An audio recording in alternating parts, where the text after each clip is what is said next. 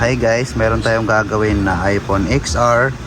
Sira po yung LCD dahil nabagsak. Tingnan nyo naman, no? Halos hindi na makita yung screen. Tapos may mga line, black screen dito. Dito may konti pa, hindi pa sinagad.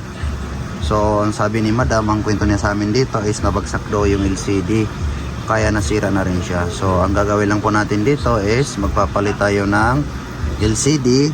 Maraming salamat din kay madam dahil nagtiwala siya kay cellphone repair.av. Galing pa siya ng Kainta.